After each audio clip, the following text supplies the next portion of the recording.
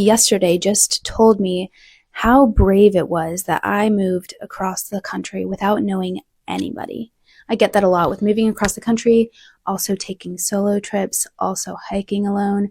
And this to me, I kind of don't see as brave, even though I do need to give myself credit. Like, yeah, it is a brave thing to do. But let me share what my story and my background is and why I don't see that particular moment as super brave. I was a very homesick kid, going to my grandparents for a week in the summer or going away for a weekend, even through my senior year of high school, going away for the weekend with my friends to go skiing to the same place I've been a million times. I knew everything about it, and yet I would cry every single time before going on this weekend trip because I hated being away from home. I went to college dragging my heels in the dirt because I did not want to leave my parents' house. I love my comfort zone, I love my family, and I really didn't want to sleep outside of my parents' house. And so I cried the entire first semester of college. I also noticed, though, that the first semester of college was amazing. I loved meeting new people. Loved expanding my world. So many things. I love to learn. I love new experiences, new places, a whole campus to explore, meeting people from all different backgrounds. And because I was so sad, I thought, well, this is already the saddest I could ever be.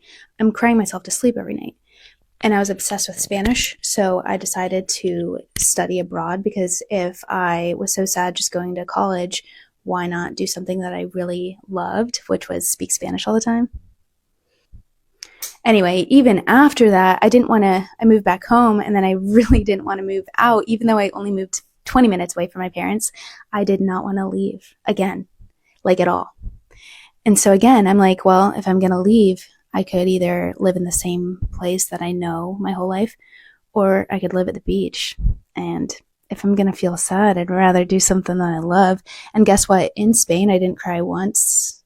I don't think I even cried when I was there. I wasn't homesick because it was so different and also so my dream life of speaking Spanish all the time. Same with when I moved. Okay, I was sad sometimes, but not homesick.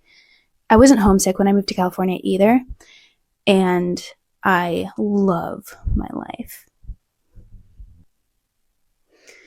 But my whole point is I had a very low bar of things that I was afraid of that most people seem to be doing with no problem.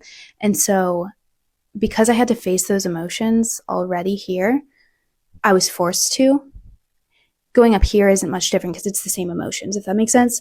But for you, if this was easy, I help people get over that next leap of move across the country, start that business, do that thing that they're afraid of, go on the solo trip because